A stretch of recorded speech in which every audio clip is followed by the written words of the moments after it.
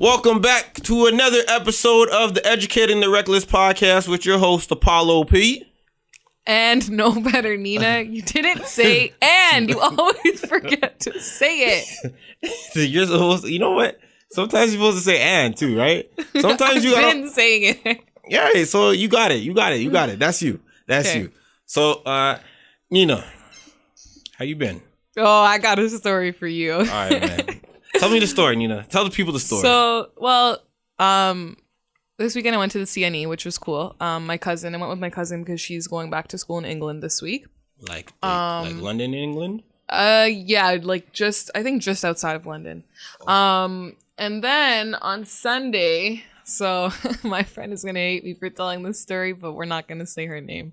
So we were supposed to go to this party called I Love R&B. And keep in mind, like, I've been trying to go to this party because, like, every time we try to go, she's always, like, closing at work. So we never end up going. Yep. And so this time we finally get our tickets. We're ready to go. You know, we're all pre-gaming and shit. And there's, like, 6 of us who are going.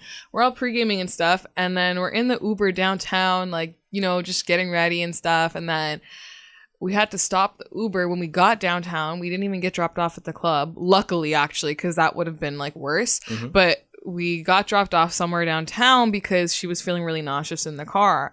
This girl gets out of the car and she lies down on the fucking sidewalk like she's in her bed and just starts throwing up like nonstop. So we were out there from like 11:30 till like around like 12:31 just trying to like get her up and stuff, like whatever.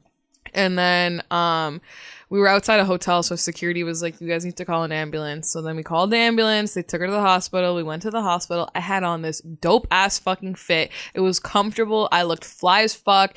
And basically nobody saw it except for everyone in the emergency room. And then... Hold on. Did your friend get... slipped a overdose pill or something? No, she took straight shots and she can't handle... She needs to stop trying to match me, okay? That's where the problem is. So how you guys end up in the ER over just drinking? Because she took so many straight shots that she's very small. Like, she's way smaller than I am. Yeah. And so her body obviously can't handle the same amount of liquor that I can. And, like, I'm used to taking those straight shots every single weekend when we go out. But she's not. And so she did that, and then it fucked her up. And then... she's in the hospital with the nurses. So then once she's with the nurses, they're like, she's going to be fine. She just needs to throw up, which obviously we already knew. We were like, okay, let's go to the club then. But it's fucking 2:30. We pull up to the club at 2:45. And then I had to call my friend to come out and get us. We went in for literally one song and then went right back home.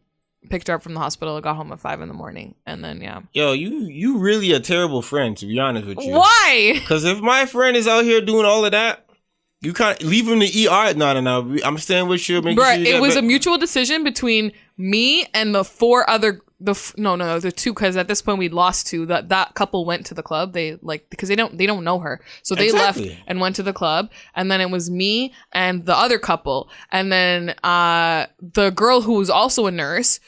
Was the girl that we were with. She was with the nurse in the room, and the nurse was like, all she needs to do is throw it up. I knew we didn't need to call an ambulance, but because of where we were, the security was like, you guys need to call an ambulance and get her off of our property. So we're like, okay, fine. And then the other girl was like, yo, she's gonna be fine. We could just go to the club, whatever. And we went. You should have stuck by your friend. Yeah, well, if that was really your friend, she was sleeping.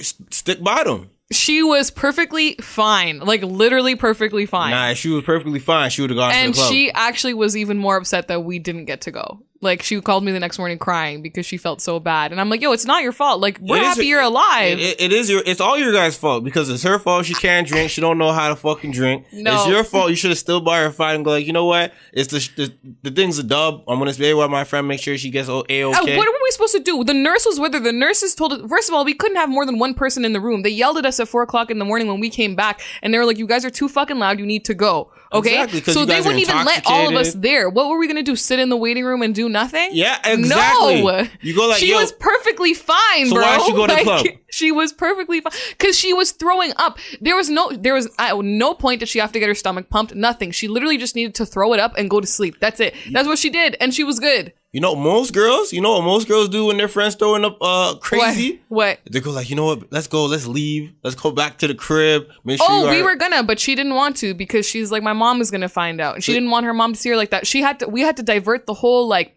ambulance and hospital and shit from calling her moms. And we just like made up some shit and was like, her mom's away. You can't call her. Where were you guys to begin with? Weren't you guys in an Airbnb or what? No, we were at our other friend's house. She was fine at the house. It was in the Uber. Why don't you bring her back to the crib? She was a dead body throwing. We tried to pick her up. She kept flopping back down on the ground. Like, she couldn't move. The fucking paramedics had to come with a stretcher and pick her up and put her on. Oh, my God. We tried to get her up. She would not. I remember there was the two guys were picking her up and she just flopped right back down to the ground. You got to throw it over the shoulder. And what Uber was going to take us like that? None of them. The guy kicked us out in the first place because she said she was feeling nauseous. Man, see this, you guys. So we had to go to the hospital. There was no choice. This sounds like a bad type of thing. It was a terrible, terrible night that we're never gonna relive. But basically, I didn't get to make it to I Love R&B. I will be there next time. So I'm looking forward to it because like it's a party. It's not like normal parties that you go to. Like it's just like sing your heart out type shit. That's what I was looking forward to it. Because listen, I got vocals. Yeah, so it's a bad look for everybody because you guys fucked up, she fucked up. I don't think we fucked up. Yeah, you guys fucked up. Hold on. If you know she can't drink, why you just allow her to do that? I didn't. I told her the next day too. I said, I told you to stop because I knew you weren't going to be able to handle it. And she's like, oh my God, I don't even remember. I'm like, I know you don't remember because you were fucked. She's the type of chick that sounds like she'll do it again. No, she won't. Yeah, she will. She won't. They always say no. No. I know her. She's a genuine person. She learned her lesson. So she never drank like that before? She did actually. Funny enough, it was the last time we went to the club, and I had to take care. Exactly, listeners, you hear what I'm saying? But she didn't die like that. She did. She was functional. She was walking around, dancing, everything. But she was just not like fully there. She sounds like a girl who don't know her limits. No, I think she learned. She makes a lot of regrets. All right, she does a lot of bad choices in life. No, she actually doesn't. So drinking is the only thing that she doesn't know how to do properly. I mean, I guess it's not that she doesn't know how to do it properly. It's just this time she didn't know where to stop, and she knew she didn't have work the next day. So I think that's also why she went overboard. But at the end of the day, everyone's alive and in one piece. My mother was truly terrified for this friend of mine. Because she's seen her like that looking crazy? No, but she knows her and she knows she's a small little girl. So she like, obviously, you're thinking like, she's small. She drank so much. Like, oh my God, she's probably feeling terrible. But yeah, other than that, it was a good weekend. It was cool. How was your week?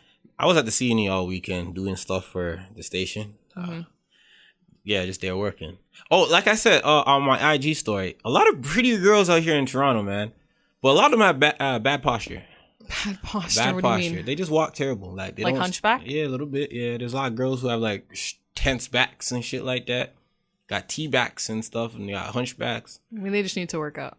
Maybe they need to put the chest out, chin up type thing. Yeah. You know what? Walk with a little bit more confidence. I know some of you guys are beautiful. You guys got to know that. And I want to say this too. I was having a conversation earlier on today with one of the people over here.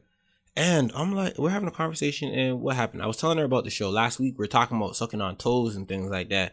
And she was like, oh, I don't like sucking on toes. He was like, I just had this thing about toes, but she'll eat someone's ass.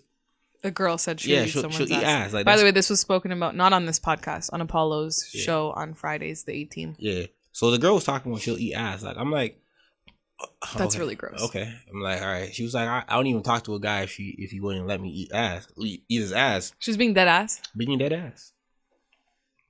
That's really gross. And I'm like, to be honest, I'm not going to say it was gross. I'm just saying the way that she was putting ass eating above sucking on toes, I'm like, hold on. But toe, you know what you're getting with a toe. Like with toes and shit like that. Well, ass, it could be unpredictable. You know what I mean? That's actually disgusting. And so she talked about like anal stuff. Why is there fireworks?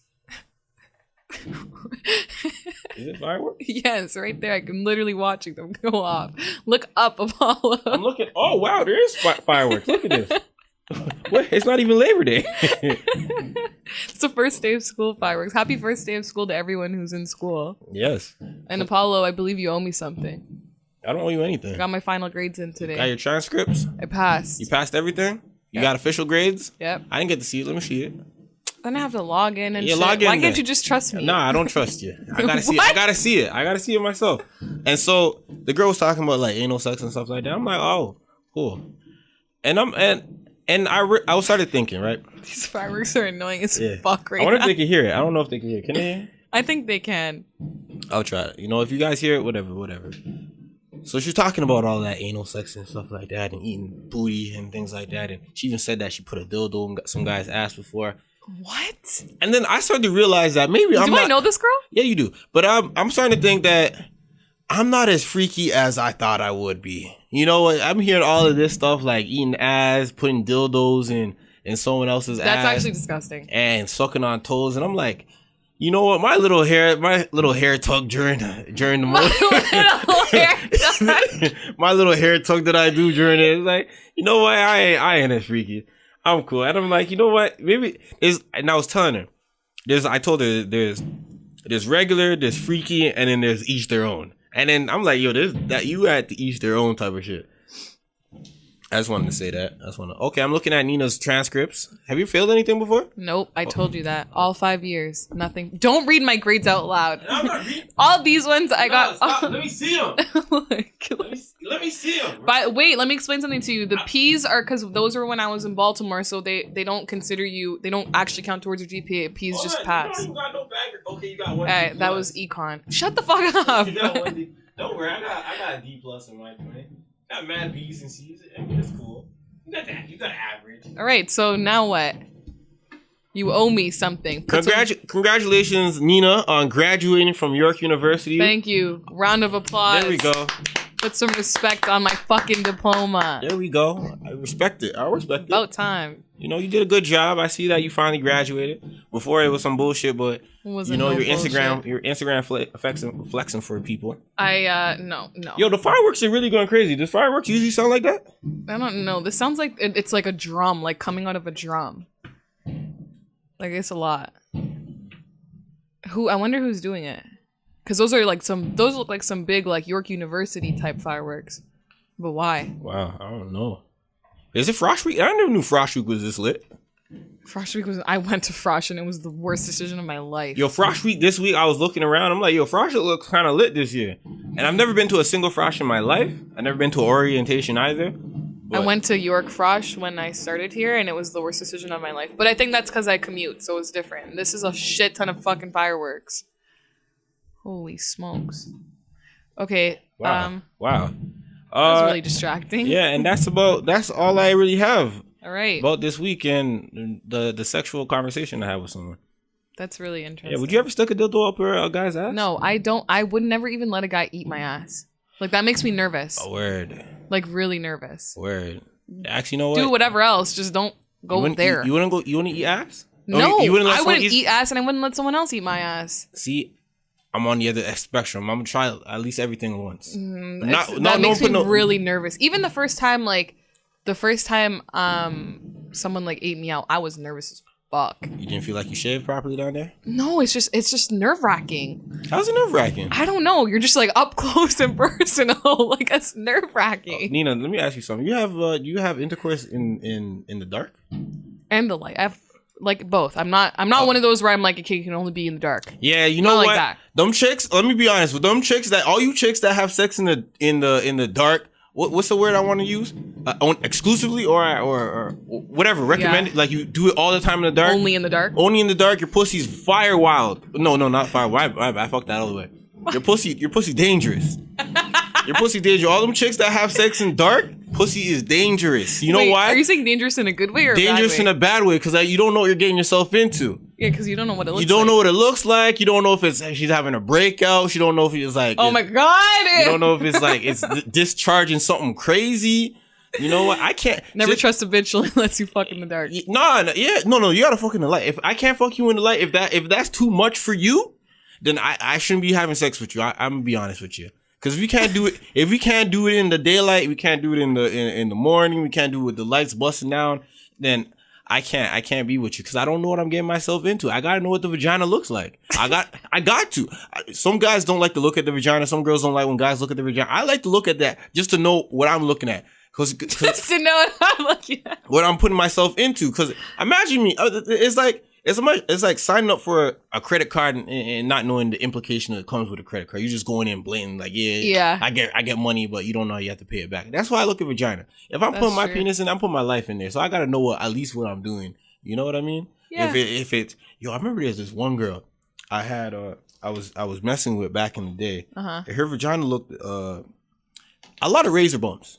Okay. A lot of razor bumps. This story is making me nervous. A lot of razor bumps, and I'm like, I really didn't even want to go hit that. Oh, you know what? I hit it with a condom. I never hit it raw. Okay. Hit it with a condom. I remember one time she was like, you know what? I think it's time for us to go raw. I hit her with the scariest no ever. I was like, no, no, I'm never doing. I was like, no. Oh my god! I looked at that shit like the boogeyman. The fuck you talking about going there raw? Fuck that. I was scared going in with a condom. I can't with you. All right, man. Let's get into the more times because people are going to listen to this and it was disgusting. Well, it was How so did we mean. even get here? Hey, man. Oh, and I want to clear this up. Yes, I said I'll try everything once, but I'm never having a dildo up my ass. Yeah, I said I'll try everything. I'm never doing. Don't penetrate me. You could. Yeah, that's it. All right. So how do we transition from this? No, just fucking get into it. How do you transition from this, Nina? Tell me about your spiritual guidance or your spiritual journey right now. My spiritual journey, like the meal plan. You know what? Let's get into the first topic. There we go. I think that's okay. There we go. I got it. Good transition. All right. All right. What do you want to talk about first? What we got to talk about? Okay, let's talk about let's talk about this the video that went viral of the woman who let the toddlers smoke weed. All right. So give me a backstory on that. Is that video recent? Or is that just like resurfacing after like a year and some change? You know, that's a good question. I'm not too sure. Oh no, I'm not sure, to be honest with you, when it came out, or when it happened. Yeah. But there's been this video floating around since sometime last week, of this 21-year-old and an 18-year-old giving it was like a 2, a 3, and a 5-year-old a blunt to smoke. And obviously it went viral and stuff. Mm-hmm. But their charges, so they faced 3 felony counts of intentional child abuse and 3 misdemeanor counts, each of contributing to the delinquency of a minor. So basically they're both looking at like 44 or 45 years in jail. Yeah. Oh, they broke it down. I hate when they break it down like this. This is at 536 months per person. Right? What the fuck does that mean? So they're both facing 44 to 45 years in jail. They're only 21 and 18.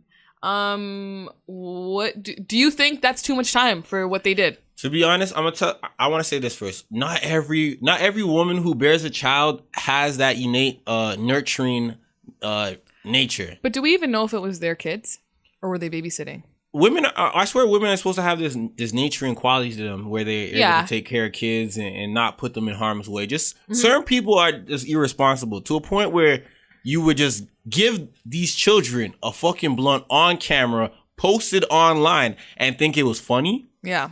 These kids, you don't know what that. I mean, people may argue and say that weed doesn't do anything to the body and stuff like that. But these are kids. Yeah, these are kids. They don't know. They don't even want to do that. They're just doing it because you're the authoritative figure in front of them. And if you're doing it, and kids are like sponges. So if you're smoking in front of them and they pass it on to you, they think, oh, I'm just doing what mommy or daddy or big bro or big sister or uncle or auntie is doing in front of them. Mm-hmm. So they're gonna do that. But 44 years, I mean, I'm on the fence on it. I don't have kids, so I don't necessarily understand. I wouldn't have that same emotion, but this is not something I would do. This is stupid. I think you should give them years. Well, so I think 45 years is a little much. You think so? But my only reason for that is, so my sister actually pointed this out to me because me and her were talking about it. Yeah. And she was like, it doesn't make sense because this white lady in a Minneapolis daycare, so she had ran a daycare at her house. And one day I think it was 2016 in November. Yep. She told the dad, when he came to pick up his kid, it was a 1 or 3-year-old kid. I can't remember what the exact age was, but when he came to pick up his kid, she said, I'm sorry, like I couldn't handle it anymore. I had enough. And so she took him to the basement, the dad found the baby hanging in a noose made from like children's shoes and shoelaces and hanging in her basement. So she killed the kid. And then, basically. So she killed her own child? No. She killed the kid she was babysitting. Oh. And the dad came to pick up the kid, and he was like, and you didn't shoot her? No, so basically what had happened was apparently after that happened, she got in her car and drove away on this rampage and like ran, like hit a bunch of people and stuff, and like she was trying to kill herself afterwards. Apparently the judge ruled that she was psycho. I don't know. I still don't think, but this is where the whole thing gets into play. She's only on 10 years probation for killing a child, hanging a baby. I don't care if you're psycho. That's not a good. That's actually sadistic. You hung a baby? Yeah. You hung a baby in a fucking basement off of your house that you babysit other kids. Other kids were also there at the time. So how's she not handle it? Was the kid white, black, or what was it? That's a good question. I want to know. I know the lady was white. If the kid was black, I feel like she felt that no one would miss the child because it was black or something. And that's the thing my sister was saying to me too. She's like, this white lady only got the 10 years probation, but because these two girls who were passing the blunt to the kids, they're black, obviously that's going to play a part in it, and they get 45 years. Like, it's kind of fucked up. I don't care if you're psycho or not. Like, hanging a fucking baby and only getting 10 years probation. All she has is a fucking ankle monitor. That's it. You're still allowed to go around and live your life. Meanwhile, this 18 and 21-year-old can't do... Yes, what they did is very, very, very fucked up. If those were my kids, I would have beat the fuck out of them. Yeah. But, like, at the same time, 45 years, it's a little excessive. See, the thing is, like, there's two things I want to say. I remember... going to this tropical island, and there's one of these ladies from Atlanta. She was telling me how some of these corporations and some of these jails, no, let me say this right. Some of these prison systems are linked directly to the judges, where the prison systems need money to have certain facilities and certain like inmates in them. So every time a judge gives a defendant like years, they get like $5,000 or so dollars straight cash in their pocket. Okay. So it's like, the more years I give you, the more money I'm going to get, because it's going to help run these facilities for these prison facilities. So looking at this, black people are always being incarcerated, especially in America, where they have the highest incarceration rate. And if I played a part where a lot of these prisons are ran like businesses, where judges look at them like the entry point, and these judges are sending a whole bunch of these young kids, these young black kids into the prison system. Mm-hmm. They're getting money out of this. So 44 years, I'm going to look deeper and say that the judge who's about to sentence them, or even if they found guilty, or are they found guilty? I'm not. They're facing. It says, I don't know. They haven't said they found guilty yet. They said they're charged with it. It just says the woman faced this. Yeah. They're back in court September 5th and 13th. Yeah. So depending on what they're going to get, like the judge might get like a few couple stacks off of this. And well, So, sorry, I was going to say, I also saw this kind of segues into my next question about this. So I also saw this other video on Twitter of a guy, he had the babysitter obviously come to the house, whatever, take care of the kids and stuff. And there was, he had cameras in the kids' rooms, and he saw video of her screaming in the baby's ear, like all the time. And the baby's only 4 months old, and the baby's deaf in one of their ears because she screamed in the ear all the time. See, I don't like to hear those type of stories. You tell me I'm leaving my child. That's exactly. My child that can't defend himself. Yep. I'm leaving in your presence. You're going to fucking do that? And that's the thing. That was my next question. So do you think you'd ever, like, after seeing all this stuff, like, are you ever going to leave your kids with a babysitter? See, the thing is, I still don't have children, so I don't understand. I'm not from that world where I'm super parental cared over something. Yeah. So I'm going to throw it up in the air and say that it's going to be tough. If I had kids, it's going to be tough to do that, but I think it's going to be necessary at certain points, because I can't be there all the time. The woman that I'm going to have the child with, she can't be there all the time. My mom or her mom can't be there all the time. Were you ever babysat in your life? Yeah, by like multiple. I think I was. Yeah, for multiple different people. And anything happened? Yeah, I think I got molested. Are you being dead ass? I'm being dead ass. It's for real. I'm being dead ass. I'm being fucking dead ass. Are we gonna like elaborate or no? No, we don't have to. What the thing is, I say last year I kind of came to grips with it. Okay. By a woman though, not by a man. No, but yeah, that's still fucked up. So yeah, because I remember coming down to the basement one time, and they were watching porn, and then one of the other ladies, they were doing some stuff to me, and I remember getting remember this one point where I was inside my apartment building, and this chick, little older chick, there's a lot of fucked up things in my past. You don't have to talk about it. No, I'm okay. Not. It's not like I'm not crying about it, because So I did get molested as a child. I don't know if it was like extreme. How old were you at the time? I can't remember. My mom was still. I don't think I had my brother yet. And does she know that this happened? No. You never told her? No. I told like a friend or two of mine. Yeah. But like, I don't know. I never had that extreme as like all the other actors or other people who are famous at it, to where they can where they can pin it out vividly. I can't picture it out vividly. Yeah, but do you think that's because you like blocked it out? Like I'm going through something. Well, I mean that's a big deal. It's not just something you brush off. I mean the thing, like I said, I came to grips with it only last year. Yeah. Like I was like, you know what? I started thinking. I was like, maybe I was. That's really fucked up. I'm sorry. Well, yeah, you know, I should be. That is fucked up, right? No, that's like really messed up. Yeah, I shouldn't have been going through that. Because I'm sure if your mom found out, like she would go to war for that. Well, it's kind of late now. Like I don't think it's ever too late. I'm in my late 20s now. She probably knows their names. You could probably get something on them. Like, what I'm supposed to do? I'm being dead ass. You think I'm joking? But now the thing. All right, so let's talk about this. So if I can't, what am I supposed to do, right? Like if I felt some type of way, if I felt like this really affected me, I don't know. You don't know that it's affected you. You didn't just come to you came to terms with it last year, you said. Yeah, because after this, I'm thinking, I'm like, because the thing is, I think I could understand if I was a woman being like done like that, like a little girl being done by an older man. But since in the terms where I was a guy, I was like a little child, like I never felt like it fucked me up with relationships with people. Yeah, but I feel like that's something that society's implemented in you, that like you can't be as hurt over it as a girl should be if it was a guy, which you should be upset about it. Like I'm not saying you're not upset about it, but don't belittle it just because you're a guy and it happened to you from a girl. I'm not trying to say belittle it, but like I don't think it impacted me as much as I would think it did. Or as much as other people would think it would. Yeah. Well, I mean, I'm glad that it didn't, but still, like, that's like I want to throw up. Like, yeah. That's really, like, that's sad. Yeah, I mean, yeah, you can say that. Like, that's really... I mean, probably in my face, I'm like, oh, this is kind of cool. Like, I'm with older women. I mean, I think it maybe sparked my sex drive a little earlier than a lot of other people. Yeah. But the same thing I could say, I could turn around and say, like, that might happen, but I'm telling you, I don't really slang dick like that.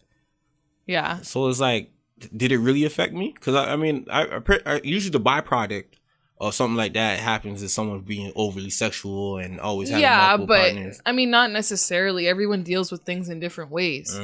So I think it really just depends on how, like, I don't know. I don't know. It's just, I'm like really sorry that happened to you. But see now that I'm talking about this, like I can't like I said, I still don't have kids, and I don't know if I'm gonna have the same thing that happened. That's the thing. So I guess it all comes down to when you have kids. I guess that's when you really see if it affects you. And then now I'm really thinking about it. Like, how often does that really happen to most people? Like, some people say that it happened to them. Yeah. But I even ask most girls. I'm like, some of the girls I've talked to, I'm like, hey, did anything happen to you as a kid where you ever touched? And a lot of them was like, nah. I'm like, so, I know one girl who was. Mm-hmm. I personally have never been. Yeah. But for me, like a story that I had about babysitting was I've kind of been on all three ends of the spectrum. I've been babysat before. Yeah. And the girl got mad at me one time because my little sister came to me when she got in a fight with my other sister. Yeah. And the babysitter was so mad. She's like, why does she always come to you for help? Why does she never come to me? And I'm like, okay, bitch, relax. So I've been babysat. I was a babysitter. For like my whole neighborhood in Ottawa when I lived there. Like they all loved me. And I was babysat when I was a kid. Ever touched? No. But there was one time, see, like my story is nothing compared to yours. No, it's not like I had like, it's not like, so the thing is, it's not like, all right, there's one point where I was trying to smash, like, well, why can't you say try to smash? Hold on, let me stop laughing. Okay. It's serious. There's one point where I was trying to do it, but like my thing was like way too small to actually do nothing. How old were you? I don't remember. Like it was before. I would say all the incidents stopped around. I think around the time I left my apartment, and that might have been 2003. So that's how old? Because for me, that's 8. You're what? You're 26. Yeah. I'm going to be 23. So that's 3 years, 8, 9, 10. That's 11 years old. No, I'm not. I was born in 92. 92, 93, 94, 95. Yeah. So 11. I was 8 at the time. So that means you were 11. Yeah. Was that grade 5 then? For you, yeah, grade 5 or 6. I would say by grade 4 though. I would say I stopped by grade 4. That's really fucked up. Yeah, by grade 4 was cool. What's it called? My story was that and that's the same year I learned about I saw the Bad Touch movie. And see, the thing is, you know what? The Bad Touch movie really fucked it up for me because it was a guy that was touching on Alex. If a lot of you guys from the 90s and going to a Catholic school, like there was a Bad Touch video and there's an actor named Alex, and then she was supposed to be unisex, like a guy and a girl. And her uncle tried to, get her to touch his wee-wee inside the little tube thing in the park. And that's why we learned about bad touch and stuff like that. So from the context of me watching like that, you would say bad touch happens from when a male tries to take advantage of a young child, right? Okay. So in my case, it was a reverse because I'm supposed to be the quote unquote dominant figure eventually, but I'm being taken advantage by women, right? Yeah. So it's kind of like the context of the movie never really helped because you would think that bad touch would come from a male figure, right? Yeah. So, but see, that's what I mean. I think it's just something society's put in your head that like the fact that it happened to you is not a big deal because you're a guy and you should be like telling all your friends about it and like whatever. But like that's not the case. Like I never really told nobody about it. That's the thing. That's what I'm saying. Like I like most people would take that. Like guys are taught to think like when something's happening with an older woman, that it's like high fives all around and like good job, like you did great, whatever. But in a case like this, like that's not like you were violated, like, and it's not, you were a kid. You know what the thing is, you're right.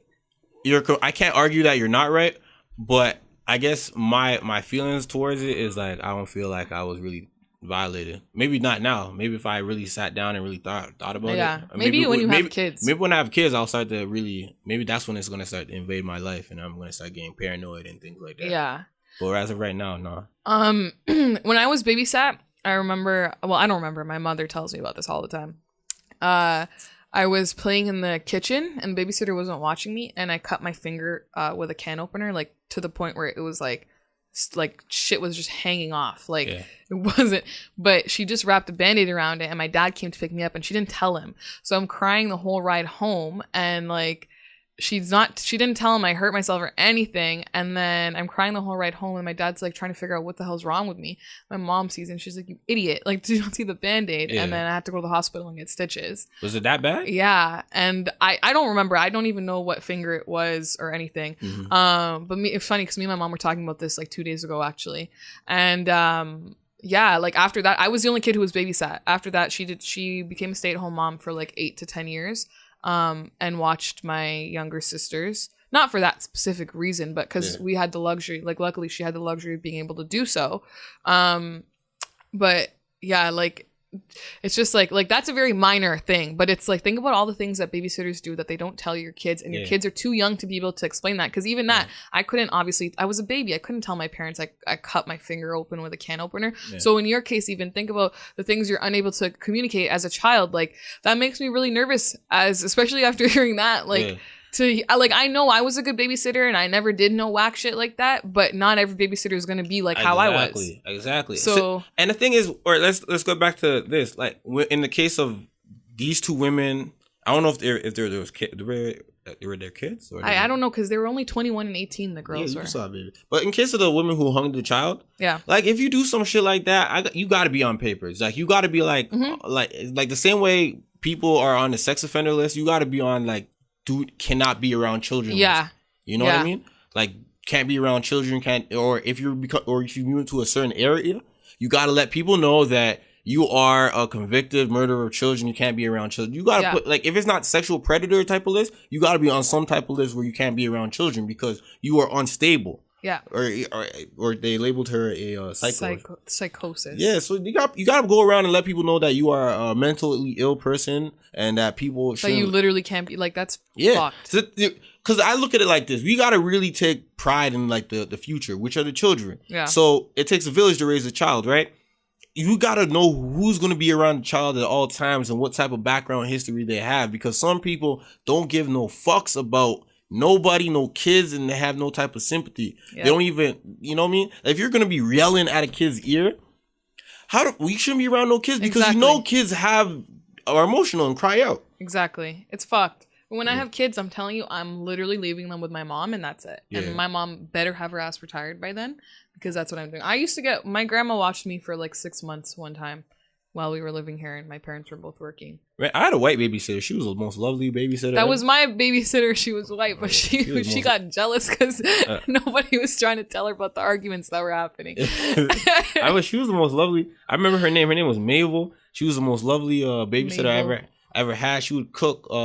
She would bake peanut butter cookies. She taught me how to eat properly too. She taught me table etiquette. That's good. I remember I used to eat with my elbows on the table. She was like, you can't eat like that. You gotta hold the fork a certain way. You gotta eat with your mouth closed. White woman civilized me. Mine was Carrie, but I wonder where she is now. I know mine is in Newfoundland.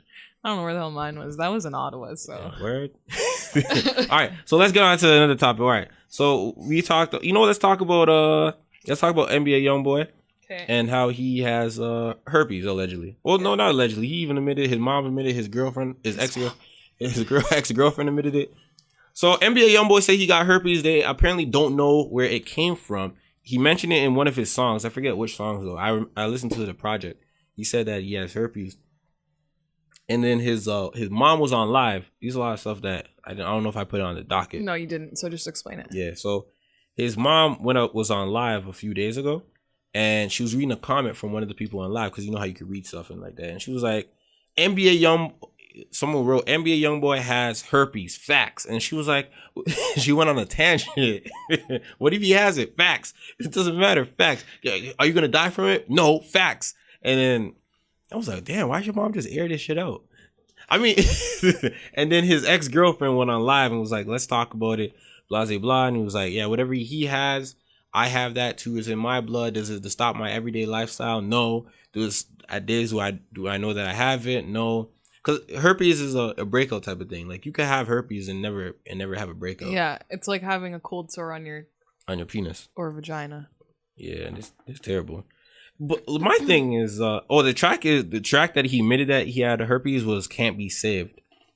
Okay. He got herpes in his blood. Okay. So, at one point, do you feel like society's just way too open with shit like this? I don't know. Maybe, okay, I think being open with it creates less of a stigma around it all. You onto something. Because most people nowadays are like it's like, obviously those things aren't very nice, like STDs in general. Yeah. Like, those aren't very nice things. Mm-hmm. But like, at some point in time, a girl who had a nice STD or chlamydia, gonorrhea in the past. So anyways, basically, like, society being open about it, I feel like helps take out the stigma and the fact that, this is real life. Like, people get that shit. Mm-hmm. You know what I mean? And it's like, the fucked up thing, he doesn't even know where it came from. Yeah. I mean, I guess that's what happens when you're fucking a lot of different people, but that's the other thing. You can't just go around fucking everybody raw. Like, obviously something's gonna happen. The rumors are that she gave it to him because she was fucking with some next maybe she was fucking everybody else raw. Who knows? You can't really. That's the thing with those things too, is you can't ever really, unless it was just. Actually, no, yeah, you can't really ever just pinpoint it, because think about it. You could be faithful to your partner, hooking up with them, and then your partner could be hooking up with this, that, and the other chick on the side, and then all of a sudden you have something. Like, that's, I don't know, I guess being open about it, no, I think it's a good thing, because I think it creates less of a stigma, and I think it helps educate people. Because think about it, when I was a kid growing up, and it's funny, because again, me and my sister kind of had a similar conversation to this. When I was a kid growing up, the thing I was worried most about in terms of having sex was getting pregnant. I never thought about STDs or any of that stuff because nobody really spoke about it. But then it's funny, because then when I asked my sister, she was like, yeah, she's like, the thing that freaks me out about having sex, like, what if I get an STD? And I'm like, I never thought of that at all. Like, when I was becoming sexually active or anything, because the first thing that crossed my mind was, oh, fuck, like, I don't want to be pregnant. Like, that was literally it. But that's because in school and stuff, they didn't even really, I didn't get educated properly, I don't think, in what everything really was. The sex education system here in Ontario is trash. It was trash. I didn't learn. All I learned about was how to make a baby. Yeah. And they didn't even tell me I got a thrust once you get in there. That's the thing. They don't know, but they actually don't tell you anything. All I learned was how to make a baby and what the inside of my stomach looks like, and like my uterus and all that shit, like the inside of my fucking vagina / upper lower abdomen, whatever you want to call it. They show you the vagina, yeah, the cervix, but that's the uterus. But that's literally all I learned. That's it. I never learned, and it was like the same shit every single year. You never learn anything new. I never learned about herpes, gonorrhea, chlamydia. Never learned about any of it. And it's not until you become sexually active and then you start going to the doctors and they start asking you questions like, oh, well, like, are you using condoms? Did you know this can happen? Did you know that can happen? These are symptoms. That's when I started learning about it, was when I went to go get like checked out. Cause like, obviously I want to be precautious. Yeah. So obviously, go get checked out. And then the doctor, like my doctor started tripping. Cause she's like, oh my God, you're not using anything. You're not on birth control. Did you know about all this that can happen and all that can happen? And I'm like, getting pregnant is hard. For some people, for some people, it's not. Getting the on average, getting like the percentage of getting pregnant, like every time you have sex, it's pretty low. It's not like the most optimal. Yeah, no, that, and trust me, that's the least of my worries now. And like, so like whatever, but it's just, I feel like society being open about it, I think is a much better thing because it's helping to educate kids that like this is a real thing. Yeah, you know what? I agree with you. Living your truth. It's called living your truth.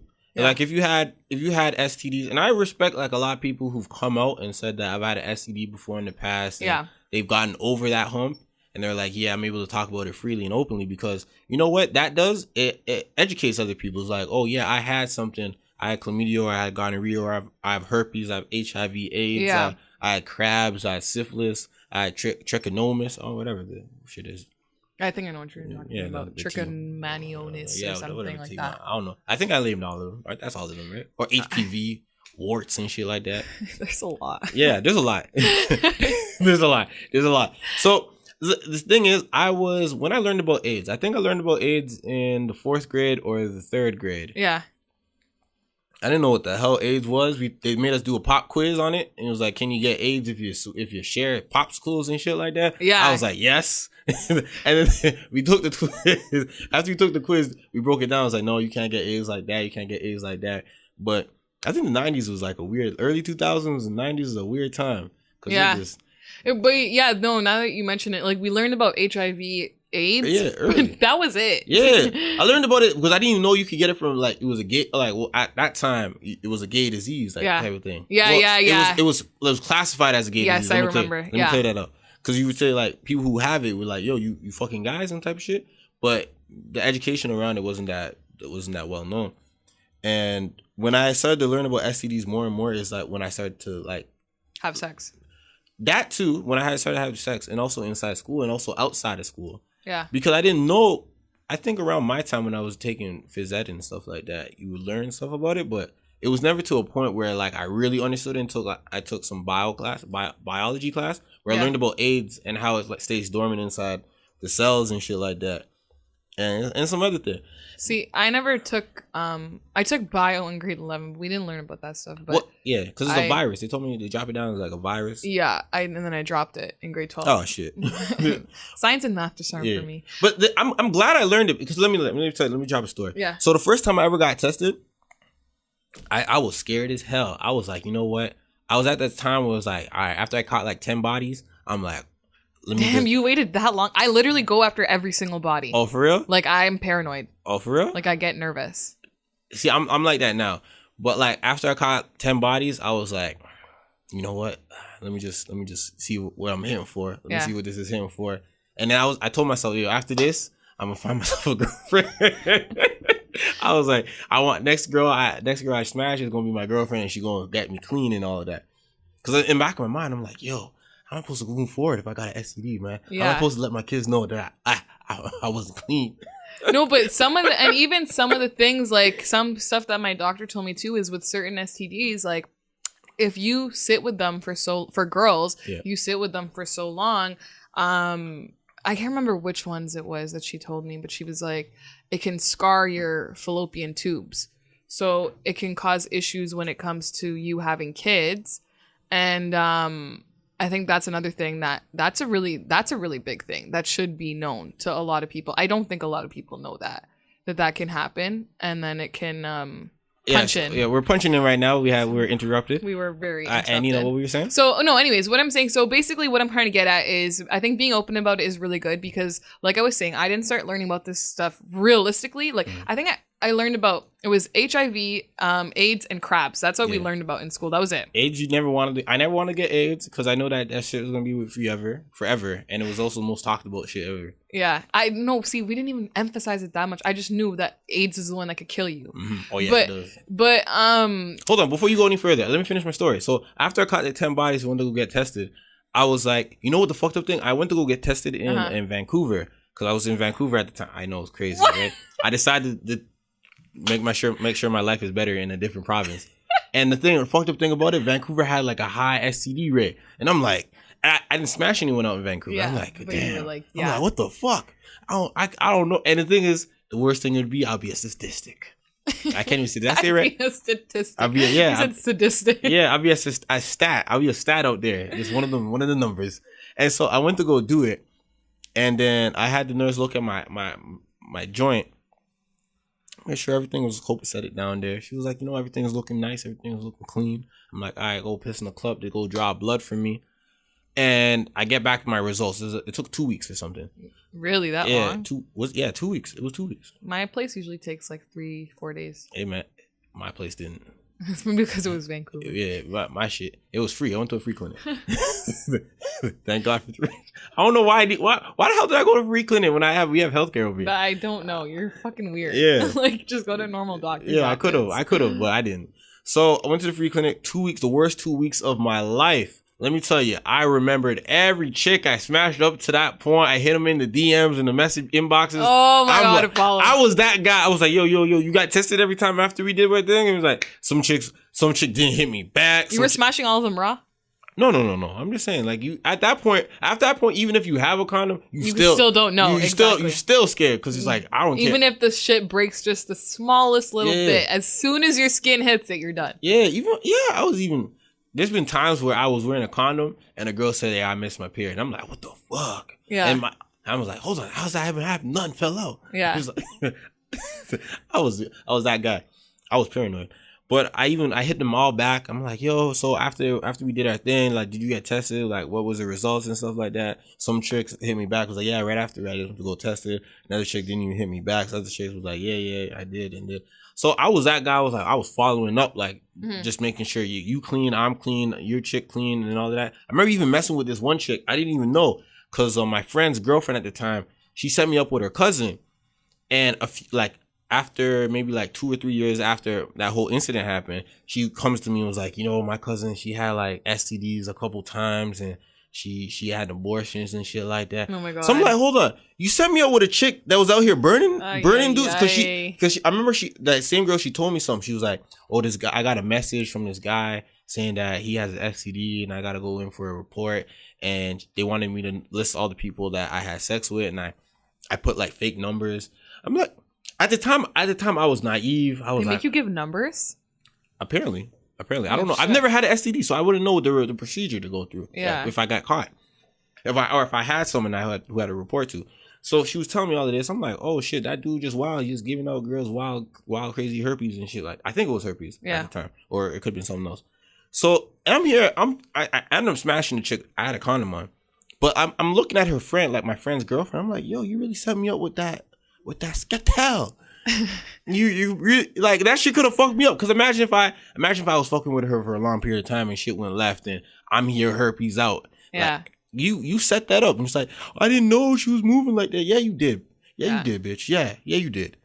I think what I was gonna say was being open about it is good because people can get educated. Because like I was saying before, we got rudely interrupted. Yeah. I wasn't really like learning. I didn't learn much in school. And then obviously when I became sexually active was when my doctor, kind of broke everything down for me and was like, you should be doing this. You should be on birth control and blah, blah, blah, and all this stuff. And I was like, okay. And then she was explaining to me with certain STDs, I don't remember which ones, but she was saying that for girls, like, if you have no symptoms or something, or if you sit with it long enough, it can scar your fallopian tubes. Yeah, that's chlamydia though. Which can I think it's chlamydia. So then she was saying it can scar your fallopian tubes, which can obviously cause problems with you later on having kids. And for me, like I'm having kids. Like I want to have kids. I love kids. Like, so for me, like that was a really big thing. And I was like, oh my God, like I didn't know that. I wish that they like, I want kids to know, like the next generation to like have that education just so they can be safer and like to know that like it really can like cause issues, I guess, in the rest of your life. Yeah. But even going back to the whole, I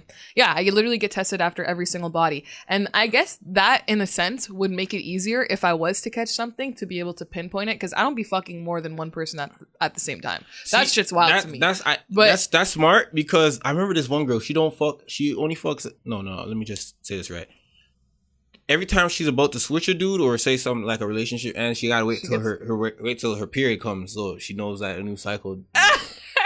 No, but it's true, because it's like, yo, I'm not fucking more than one person at a time, because that's wild to me. So I stick with one person, and then it's like, getting tested afterwards. Like obviously, I can pinpoint it back to that person and be like, if something was to happen, I could be like, you gave me this. You know what I mean? Yeah. And it's just like, I don't know, I guess it's just like being cautious. Like for you waited after 10 bodies to get checked out. You would not have known who gave it to you. Meanwhile, I'm here after every single one. Like I'm going. Yo, my dumb ass waited after 10 bodies. Like you would not be able to pinpoint that. My dumb ass. I literally go after every single one. But that's just, I feel like that's my first time after I went after 10 bodies. There's some people worse than me. There's some people never. No, I know. There's some people who probably like never go. You never go, but they racked up the bodies. Disgusting. What the thing is, get yourself checked, people, please, for the love of God. How many times I got checked? I got checked 3 times in my life so far. Every single time. Damn, you're really not going after everybody. I'm not going after everybody. My dumb ass. Yeah, I'm still clean though. Oh man, my dumb ass, man. Yeah, I like to play it smart. Yeah, you like to play it smart, man. I'm playing it close to the edge. Yeah, you are playing it close to the edge. Yeah, I'll be wearing condoms though. But still, like I said, if the smallest break and you're done for. But not even that. Like I mess with chicks on a long-term basis. Yeah. Like, but then my thing is like, okay, yeah, if I'm like, I don't know, if we're messing around for a long time or we're dating or whatever, like, cool. Obviously, we're not going to use a condom. But then it's like, then you get to, because I actually knew this girl who her boyfriend cheated on her. She didn't know until she found out she got chlamydia. See, all you nasty ass people out here in relationships, and she had to find out because he had to message her and say, yo, I just got checked. I have chlamydia. I cheated on you. I fucked this other girl. Go get yourself checked. You need to go get medicine. Yo, I would hate to be in a situation that's like that. What now I'm like, yo, like I don't even want, like, yeah, I'll fuck my boyfriend Rob, but like, yo, it's always gonna be in the back of my head, like, if this motherfucker cheats on me and gets something, like, I'm done for. Yeah, you know what I'm gonna have to, if a chick ever did that to me, I'm gonna have to put you on Front Street. Fuck that. Like that to me was wild. You broke because having sex with someone with no condom is the most intimate thing, the most uncovering thing that someone ever could do. And then it's like, you go fuck some next girl raw, come back to me. Like, that's crazy. You gonna bring that back to me? Crazy. Man, you gonna have to get all of this. You know what? Since we're on the topic of sex and stuff like that, let's talk about the porn star. Okay. Who ended up getting pregnant by a fan, aka a fuckboy. Why she gonna disrespect him like that? So her name is, what's her name? Kelsey Monroe. Kelsey Monroe. She is in the public eye because she held a fuck a fan contest, I believe, like a year ago, and some fan won, and then she said she was fucking him exclusively for like a year. Yep. And then she ended up getting pregnant. Okay. As a porn star, you should know the tricks and the trade of how not to get pregnant.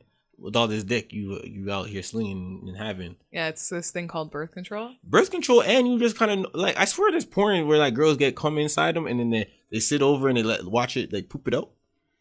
I've seen some shit like that. Okay. I even went, yo, it's crazy. I went to her Twitter page. I seen one video or one GIF or video. I think she was pooping out whipped cream into another girl's mouth. That's disgusting. I looked at that shit for like 10, 15 seconds. That is a nasty. Like an Instagram story. I looked at Instagram story long, and I went to the point where I was like, you know what? This is not for me. This right here is not for me. Somebody once showed me this video of this girl. It was like some like porn star girl, and she had like, it's called something when they like poop stuff out of their ass. It was like these, like, you know those balls that are in the ball pit?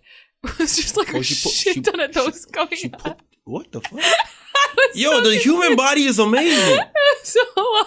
The fact that you could fit it in there and then you get it out is crazy. No, but okay, going back to this, my question is, okay, she's calling this guy a fuckboy. Yeah. She said at the end of the day, he's just a fanboy fuckboy in my eyes. Yeah. So my question is, I'm gonna hug your daughters. No, my question is like, yo, why you keeping the baby? You know, she must be one of those pro-lifers.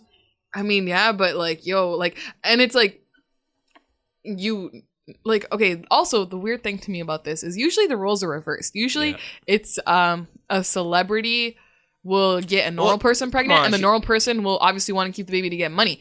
In this case, she's the quote-unquote celebrity, and the guy was like a normal dude, and now at the end of the day, he's winning the money, like not her.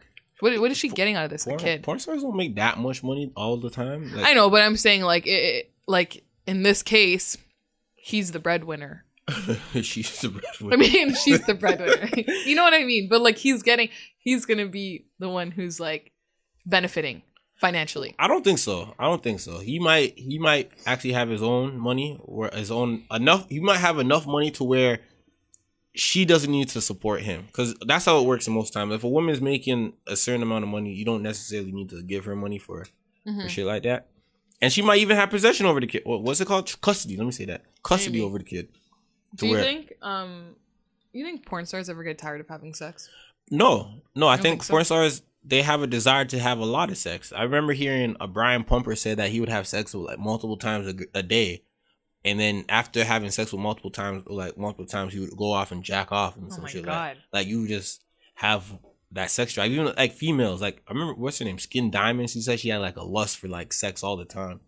Like you have to, like, it's the people who do porn are usually, I'm not going to say usually, but people who have high sex drives, or the people who were molested as a kid and shit like that. I'm just saying it's usually them type of people. It was like, I have a high sex drive where I feel like this is the opportunity where I'm able to show my talents of me just able to last long through sex and stuff like that.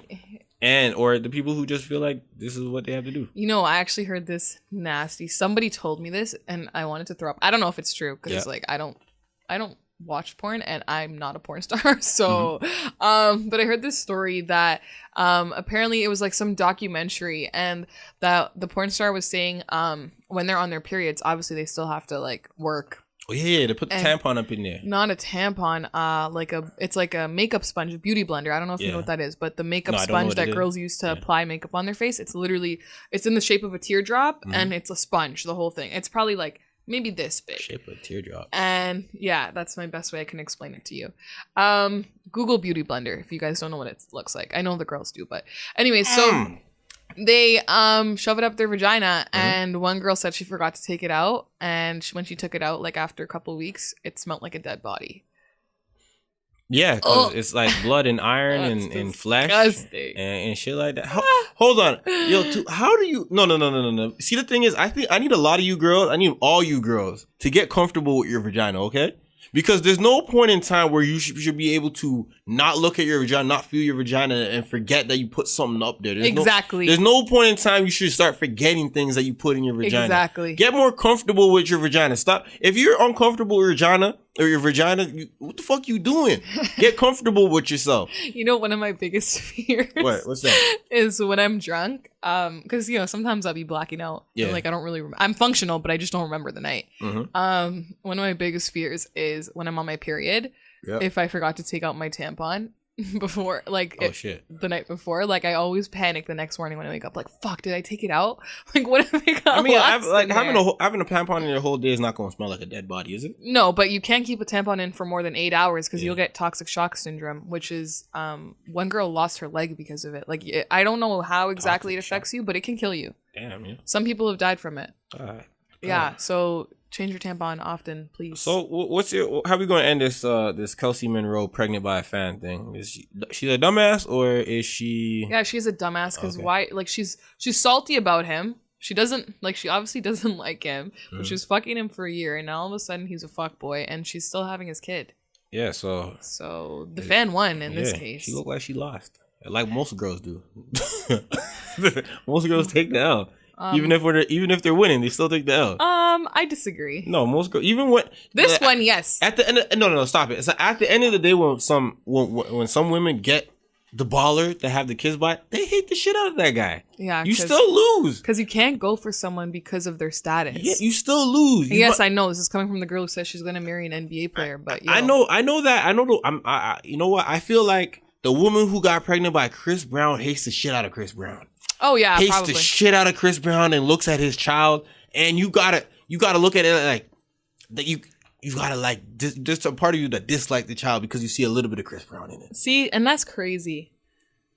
I'm only having kids with someone I love. Exactly, as everyone should, because I know there's bare stories of women having sex and having babies by guys that don't want to be in their lives no more, and they hate the shit out of the baby father, and they see it like they might look at the son or the daughter and go like, "You look like that motherfucker." Yeah, or what about the ones? I saw this whole thread on Twitter from all these mixed kids, white and black, saying that their moms call them the N-word when they get mad. Exactly. That's fucked. That's a woman that doesn't like her father. That's really fucked. You know what I mean? Like, that doesn't make no sense. Why would you call your kid the N-word on some like, yo, I'm mad, nigger? That's actually fucked up. You know what? In that same, since you talked about the whole drunk thing, you know what? We're getting deep into it, but I still got to cover this. Can we do the Ontario thing? Yeah, we're going to talk about the Ontario thing, and then we got to get into this white rapper beef. Okay. Because I love how white people are destroying themselves right now. White hip-hop is alive and well. Okay, what are we gonna hate you? I love it. I want to see more white rapper beef. This is amazing. Oh, we're gonna talk about it. I got so much energy for that topic. Okay, you want to leave that one till last then? Yeah, we're gonna leave that till last. Okay, so let's get into this next one. Since we've been talking, I feel like we've been talking about sex and shit the whole time. Yeah, man, this is not a sex podcast, but everything. You know what? You guys got that. You guys got that. So the province of Ontario has cleared the way for intoxication to be used as a defense in sexual assault cases. When the first time I read that headline, I understood it as the guy could say the girl was too drunk and therefore like this case should be thrown out. Yeah. But when I actually got into the details of it, the case itself is actually saying that dudes can say if a man sexually assaults a woman or rapes a woman or anything while they're under the influence, they can say I was too drunk to know what I was doing. Yeah. That's fucked up. You know what? You want to hear the funny thing about that? What? Back in the day, that excuse was applied to drunk drivers as well. Like, really? Yeah. You could use that. You could use that excuse back in, like, I'm not talking about back in the 60s. I'm talking about like way, way back in the day where you could be drunk and a police might be able to pull you over and you go like, sorry, officer, the alcohol was, I don't know what I'm doing. I'm drunk. And then you'd be able to get off with that because you didn't know that you were driving type of thing, or the alcohol was too much of an influence to you for you to make the proper decision to drive the car. Now times move forward where no, motherfucker, yeah, you've been drinking, you are well, you know well enough, not to drive. Yeah. So with alcohol, it's situational based because it's always weird. When the alcohol is in place and depending on the situation, you're at fault, or it's either you're at fault because you knew what you were doing and you know that it was a bad decision, or you're not at fault because alcohol was in your system and you didn't know what you're getting yourself into. Yeah. And so you can't get tattoos, you can't have sex, and you can't do certain things when you're under the influence of alcohol because you are not fully cognizant of your decisions, but you are fully blamable when you drive a car under the influence of alcohol, which I'm drifting off a little bit, but I'm getting back to you. So in a case like this, they're just bringing that situation basis. Like, you know what? Girls may not be fully conscious and cognizant that what they're about to get into having sex with a male, but there's nuances to rape and things like that. So like I expressed in like our first podcast, there's like nuances. Yeah. And now with the court coming in, it's actually taking advantage of that nuance. It's like, you know what? That guy could be in the exact same position where he might be too drunk to understand that he's having sex with someone else, right? And with that, you said it was fucked, but with that, now it kind of puts everything on an equal playing field where it goes, you know what, if this man was drunk and this woman was drunk, they both didn't really consent to having sex with each other. They just did it because of under the influence. It's not in a situation where you could be drunk and I could be sober where I have sex with you and I know what I'm doing and I know that you're under the influence. But it could be reversed. The person who is doing the sexually assaulting could be drunk and the other person could be sober. And that could, but then the person who was drunk can say, like Ontario is saying that they can say, oh, well, I was drunk. I didn't know what I was doing. I think it's very fucked up because how many times in sexual assault cases when girls are drunk or intoxicated, the case is thrown out because it's deemed as invalid. But now all of a sudden Ontario wants to let guys who sexually assault people or whoever, even a drunk girl could sexually assault a guy. And all of a sudden now they want to say that it's a valid defense, which I completely disagree with. And I think this is a really big mistake. I think, see, the thing is with this thing, like this is, there's so much nuances to rape. Like there's never going to be a definitive answer how to solve something because you know what? Alcohol leaves your body. Alcohol is not like marijuana where it might stay in your body or other drugs where it might stay in your body for like a few days after you report it. The minute I wake up, if I don't report it, like the moment I wake up and I see a guy right beside me, or no, whoa, pause. Pause. Let me just pause that shit. If I don't wake up and if I see a woman beside me and I go like, you know what, I don't know what I'm here. I don't know what I'm doing here, and I don't know if we had sex. I could go like, you know what, I had sex with someone that I didn't consent to doing that, and blah blah blah. Or even if a girl has it, or if a girl slept with me and she was like, you know, I had sex with this guy, I was fully drunk, I didn't understand what I was doing. I could say, officer and judge, I had a lot of Ciroc and other things in my system to where, you know what, I didn't even want to be with her because I have a girlfriend at home and I didn't think that I made these right choices. And yeah, so like that. But if the girl, like, I still don't agree because the girl could be completely traumatized from the situation. I could be traumatized too. Why you assume that men cannot be traumatized? If you're doing it, well, no, we are having sex. Sex is a two-way street. No, I know, but if I'm saying if you're raping somebody and you're forcing them, like you're forcing yourself onto them, and you're telling me you're traumatized, like you should know that you were going to be traumatized from it in the beginning because you cheated on your so-called girlfriend. Cool, is this case necessarily a rape case? Well, it's saying so it says. It can be used as a defense in cases that involved an element of sexual assault or an element of an assault. So rape is considered an assault, is it not? A sexual assault. Yeah. Exactly. So I think this is a big mistake, and I don't even know how the fuck it even passed, to be honest with you. I mean, it brings, like I said, like it brings nuances with it. It brings nuance to the court of law, and allows for, I guess, both sides to have an equal footing. Because there's certain evidence where you're clearly wrong, and there's certain situations where you know what, both parties may have been at a point where they maybe didn't consent to it or weren't even fully cognizant of their behavior, to where yes, maybe when a guy says yes, I was too drunk to understand or know that I was doing it, and the woman was like, yeah, we had sex and I didn't consent to it. So they're both on, like, remember how you were saying like drunk, you know, people talk about drunk sex all the time? It's like, oh, I love drunk sex. I love drunk sex. The minute your girlfriend goes like, you know what, we had drunk sex, but I didn't consent to this, it finally lets her boyfriend to go like, you know what, I didn't consent to it either because I was under the influence. I didn't know what I was doing. You know? I don't. I get what you're trying to say. Nina, you've talked about having drunk sex on there, and you're talking about you said that it was I don't consider it rape. If I'm able to consent, I clearly said that. How can you consent if you have alcohol in your body, Nina? Listen to me. I still know what I'm doing when I'm drunk. If it's to the point where I'm passed out and I'm like, maybe I'm throwing up, maybe I'm not throwing up, but if I'm not responding to you and I'm just moaning and groaning, like when I get really drunk and I'm not feeling so well, like I'm gonna lie there and I'm just gonna like moan and groan, like not having sex. I'm just talking about like literally I feel like shit. Oh my God, I need to go home, lay down, and I'm just moaning and groaning. Like that's how you know I'm really fucked up. I can't answer you, so don't have sex with me.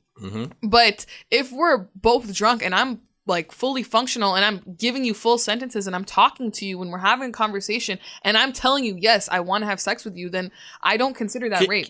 Can you not say I want to have sex with you while being drunk and still not wanting to have sex with someone? Can you not say? Can you still say that? Can you still say that and be valid? Yes. I still fuck the same people I fuck when I'm drunk, when I'm sober.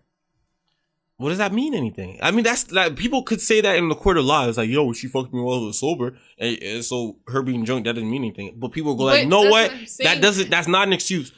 Being ignorant to what is going on is not an excuse. It's not ignorance. Yes, it is. I know for a fact every time I've had drunk sex, I've consented.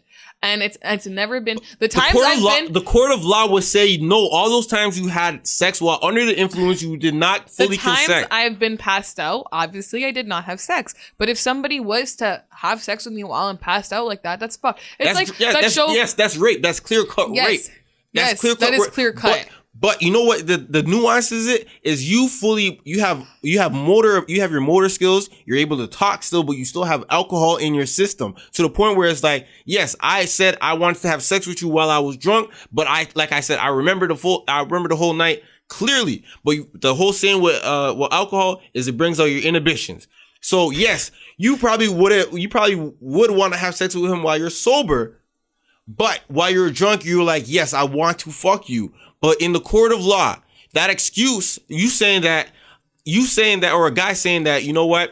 She said she wanted to fuck me, but she was drinking a little bit. The court would not excuse that and go like, no, ma'am, no, sir. You took advantage of this woman while she was at a low point with having alcohol in her system. This is rape. This is taking advantage of her. You are a scum. So that's why I'm looking at it. You can't turn around and go like, you know what? Yeah, I did it while I was drunk. And then when this thing comes up, he's like, no, I was drunk too. That's in defense. You can't say that's bad. Because you know what? Like, because you can't say it's bad. No, because this defense is saying that the person, is it called the perpetrator? The person who does the act? Yeah, the perpetrator. The perpetrator is allowed to do whatever the fuck they want to do when they're drunk and harm somebody. This is a difference. There's a difference versus harming somebody versus, I guess like, well, you're saying all drunk sex is rape. So it is. It's not. It could be called rape. Okay, well, it's not. So, but there's a difference between. Oh, yeah. There's a difference. I feel like I'm being yelled at by my fucking dad. Yeah, like, I'm not yelling at you, man. We talking. There's a difference between a perpetrator being able to use intoxication as a way to harm somebody versus like just because think about it this way. There could be people walking around sober, okay? And they know, like, there are some fucking weirdos who want to sexually assault people.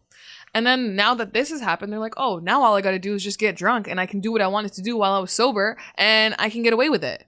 But if they do it while they're sober, they can't get away with it. So it holds I think it's really bad. I mean, I don't think people who want to rape someone necessarily need to have alcohol in their system to do it because, like a lot of things, alcohol doesn't necessarily give you conscious powers. But I'm not saying they need to have alcohol in their system to do it. I'm saying now they can get away with it and they don't have to have a criminal record because of this law. Is what I'm saying. Are you alluding to saying that people who want to rape you are going to drink a full bottle of Ciroc and then rape you and then say, yes, I'm being dead ass. Think about all the fucking psychopaths, okay? The sick people who like to engage in this kind of activity, who now know this law exists. They could very easily just say, okay, let me just have enough alcohol that I'm a little bit over the legal limit and then I can go do what I wanted to do while I was sober, but now I can get away with it and not have a criminal record.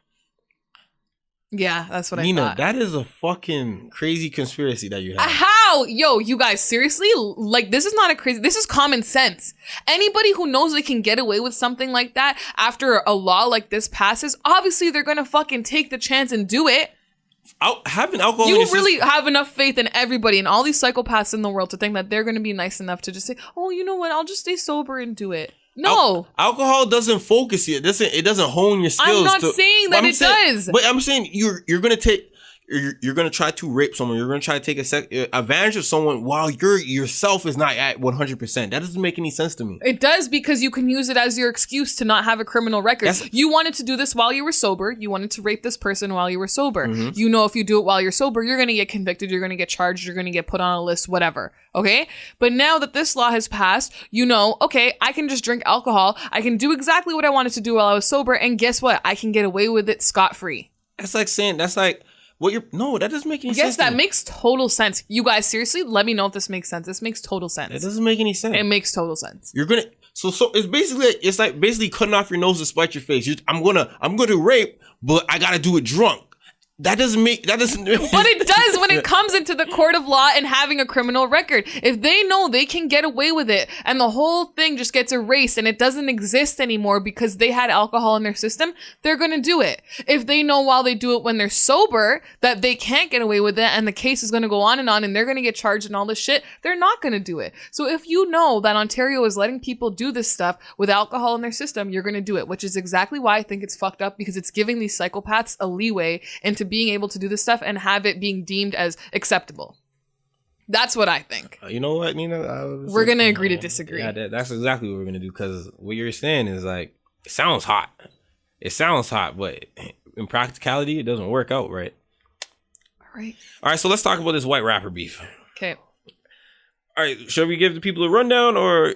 Yeah, you give the rundown. All right, so it all started a few days ago, man. The end of August ended on a shebang.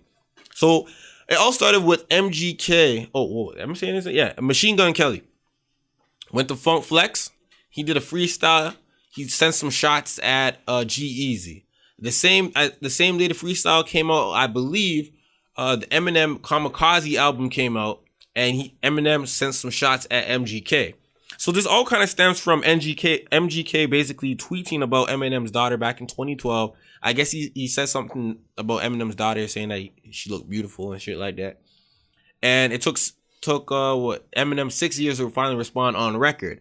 But behind the scenes, Eminem was apparently blocking MGK from doing certain things on Shade 45 and other industry stuff where M has like control over certain platforms. Fast forward to a few days ago, Eminem drops Kamikaze, where he takes shots at MGK. And then, I already said all of this. So MGK did all of that. G-Eazy responds with Bad Boy. That shit fire. Okay. Fire. He gets at MGK. Or I keep saying it. I feel like I'm just calling Machine Gun Kelly. No, it is MGK. Yeah, I just feel weird saying it because I feel like it doesn't make sense. Machine Gun Kelly. He gets at Machine Gun Kelly with Bad Boy. He goes in his ass. He's talking. I wish I had some of the quotables. I don't know. I don't have any quotables. But he gets at him. He basically said, what he said? He said him and Hot 97 have something in common. They're falling off or some shit like that. And Power 105, and G-Eazy compared himself to Power 106 and how they're holding up New York hip hop and shit like that. Isn't it Power 105 in New York? What'd I say? Power 106. Isn't that LA? Power 106. No, Power 105. I think it's Power 105 in New York, Power 106 in LA. Where? Yep. You serious? Yep. Oh, fuck. I fucked that shit up. It's okay. Don't worry. But yeah, so G-Eazy responds to MGK. MGK don't have no bars for him. But I remember MGK even posting something on Instagram saying that G-Eazy dyed his hair blonde and he's a mini-me and he also fucked his girlfriend too. That shit gotta hurt. Another man claiming to fuck your girlfriend, that shit hurt. And then also MGK responded to Eminem with like a 5-minute, almost a 5-minute song. What's that called? The Rap Devil. Mm-hmm. Gets at Eminem for his beard. Gets at him for trying to block someone that's almost 20 years younger than him. Gets at him for staying inside the crib, yelling at the mic. Not afraid. when MGK did that shit, that shit was funny. So MGK gets at him. He even puts out a music video. So it's like, I'm seeing all these white rappers. Like, you know what? Let's break it down. What do you think about this? Do you think hip hop is alive and well because of these white rappers? No, because let me tell you something. I don't know. Many people are paying attention to this. I, for one, did not even pay attention to it. I didn't pay attention till you put it on the page.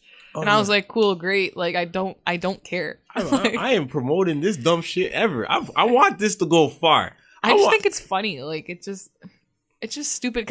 It's stupid because at the end of the day, Eminem is like the most respected white rapper. Yeah. Okay, out of everybody. This is hip hop though. Sometimes shit goes left. Okay, well, Eminem is the most respected. MGK, I do, because G-Eazy said something about like MGK just blowing up, but MGK's been around for a while. I remember when his song, what was it, Wild Boy with Waka Flocka. remember when that was on 106 in Park like every single day. Yeah. So like MGK's been around. G-Eazy, I swear he only just came out recently, no? Well, G-Eazy's been around for a while. He started getting really popping back in 2015. Okay, yeah, and MGK was out before then. So yeah, I don't know. I think this whole thing is stupid, and I'm literally paying zero attention. Nah, man, I got energy for this. I got time for this shit. I'm about to go in. Okay, so let us know what you think. Yo, G-Eazy, all these guys gave except besides Eminem, MGK gave Eminem like a full song, getting at him every single bar. It wasn't like a few bars here and there. He was getting at him hard. I'm like, I respect MGK for doing that because a lot of rappers don't do that nowadays. They'll go on the internet, start trolling and shit like that. Yeah. G-Eazy came back at MGK within hours of that freestyle for a full 3 minutes on a song. I'm like, God damn. Like, when was the last time I actually heard a full diss song at someone? Like, besides the story of Adi? Yeah, I was just gonna say. That was like, that's Pusha T. That's the only type of diss song we got, boy. Yo, they came with bars. Yeah, no, they did. I did listen to clips of it, and it was good. Like they did come at each other, but you know what? I like G-Eazy. I thought he was a mediocre rapper until right now. I agree. I thought he was mediocre, but he came with bars. I'm like, damn. With that, what's that thing called? When you got with the nasally flow. G-Eazy with the nasally flow. That's what it's called? No, I feel like G-Eazy has like a nasally flow. I can kind of hear it, I guess. He got the little bit. He came at MGK hard body. Yeah, he did. I'm like, God. I didn't expect that from him. Yeah, I didn't expect that from him either. Does G-Eazy look like a guy who responds to diss tracks? He doesn't. He looks like honestly, he doesn't even look like he raps. He looks like more of a rock band kind of dude. Well, I got energy for this shit. I want Eminem to respond. I want MGK. I don't know if Eminem will though. I think he knows he's high enough that it's like, yo, I feel like he thinks he's like fighting with a bunch of high school kids, and he's like, why the fuck am I doing this? No, he came at like 3,000 rappers in one song. Yeah, but so you gotta. The thing is, Eminem came out with the fucking gun and he was like spraying everywhere, and you was seeing who's going to hit. He hit. Huh? Did you listen to the album? Did I listen? Fuck that. No, I didn't listen. What guy look like listening to Eminem album? I just a white kid who wants to fit it. Yeah, man. I'm not trying to fit. Yo, I'm not one of them black kids who's like, yo, I used to listen to Eminem back in the day. Yo, Eminem's one of my favorite. Nah, man. I didn't really fuck with M back in the day. Only the shit that was on TV in front of me. Yeah. Yeah, the only shit was... I think Eminem feels like he's fighting with a bunch of high school kids. Eminem already has the validation and accreditation that he has in the industry. I think he just did it just to create a buzz because, okay, a new Eminem album is going to come out and cool, yeah, everyone's going to be like, oh my God, it was so good. But there's going to be more buzz around it from people who don't listen to him because they're going to be like, oh fuck, I heard he dissed my favorite rapper. You know what I mean? So I think that him doing the diss track was just to create more of a buzz. He knew at the end of the day he was going to get a lot of applause for the album, but he would get even more of a buzz and applause around it if he was to make the diss track dissing everybody. And he dissed a lot of people from the newer generation. So I think he wants these kids to he wants to also get these kids into his fan base too, kind of, or to know who he is, at least. Because not a lot of younger kids are checking for Eminem.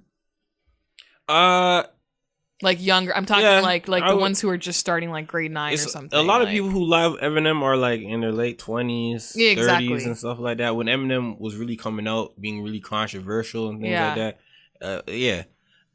Nah, man. But Eminem came out, fired at everybody. You can't do... This is hip-hop, right? Like I said, you can't come out, fire at everybody, and then duck off away. Like, you can't do that shit. You can't start something and then you go like, you know, I'm not trying to be a part of it. You know, that's some whole shit. I think he's starting it and he's laughing at it. And I think it's literally all a joke to him. Like, it's funny. Like, he means what he said, but I think it's all a joke to him. And he's laughing at it because now he's got everybody all riled up, but he really doesn't give a fuck because, like I said, he already has that validation and accreditation from the hip hop industry, from Dr. Dre, from everybody, like, that he doesn't even care. Do you think MGK is going to give bars back at G-Eazy? Yeah, 100%. You got to. He gave bars at M. He's definitely gonna. He gave top notch bars at M. Yeah, you got to come with that same energy for G-Eazy. You got to get G-Eazy out of here. But even before we got on the mic, I was like, yo, one of these rappers, I want to see one of these white rappers get shot. Yeah, Paulo's fucked. This is hip hop. This is the type of shit I need to see. You know what? MGK looks like he could take a graze to the arm. You know what I'm saying? G-Eazy don't look like he could take shit. I'm not, yeah, G-Eazy doesn't really look like he could really take a bullet. Looks like he'd cry if you flicked him on the elbow. Like MGK needs to maybe take like a grazed bullet to the shoulder. Like, I'm not talking like a cool little flesh wound. Nothing too serious. You know what I mean? But then we're never going to hear about how he got shot for the next fucking 25 years. I need to hear some of that. But he wasn't even shot, it grazed him. Yeah, but like I need some serious action like that. Like, that's what the type of beef I'm talking about. I need these white kids, not these white kids, but I need these white rappers to do some shit like that. That's what I'm looking forward to. But you also see like, I also posted on here like Vince Staples thinks that MGK and Eminem should shoot the fair one. You know, in LA, it's called the fair one. It's called like, you know, a straight 1-on-1 fight. Behind a Trader Joe's. Yeah. That's what he said. Yo, that's how you know you're in LA.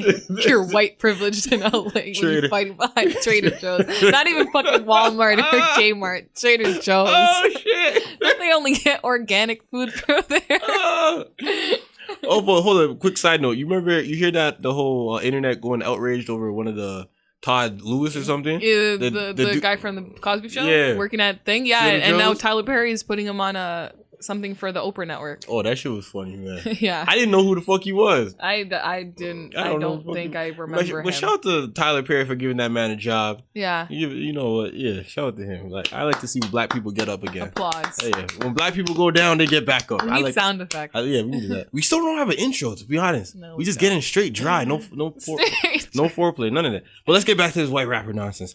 So, like, I'm seeing Vince Carter going like, yeah, man, like, it sounds like MGK really got emotions in there. Like, to go inside the studio, record that, get the engineer, get the beat, and be all types of angry on the beat for like 4 minutes.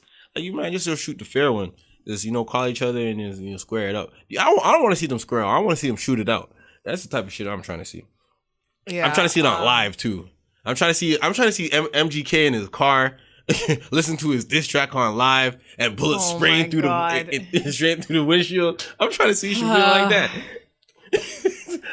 I know I'm wrong for saying that. Yes, I know I'm wrong. You are. But I'm trying to see that type of excitement because in hip hop, we never seen white rappers do some shit like this. This is the first of its kind in my eyes. When was the last time white rappers actually had beef with another rap rapper? I can't name anything. I don't. Well, the only white rapper anyone ever paid attention to was Eminem. Yeah, and he had no other white rappers who were prominent in the game for him to send shots at. He got MGK. He got Yellow Wolf. Well, Yellow Wolf's not really popular. Whatever happened to him? He signed to Eminem, but he's not really, you know, making more. He hasn't really done. What we got? We got G-Eazy. We got Logic. Oh, yeah, Logic. Yeah, so. Yeah, there's a lot of white rappers out here. That's a solid 5. That's a solid 5. Yeah, that's a squad right there. That's a squad. They definitely in a squad. Yeah, that's for real. They can fight. They can fight each other out. Okay.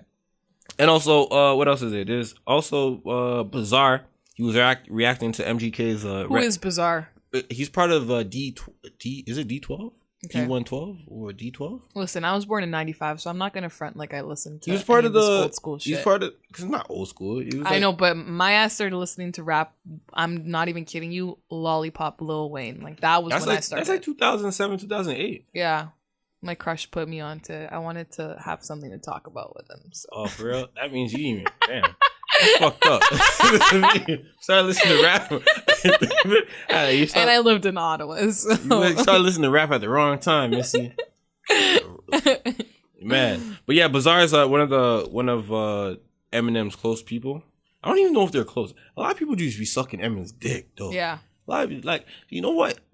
Chasing clout and sucking dick were two of the most addictive things in today's society.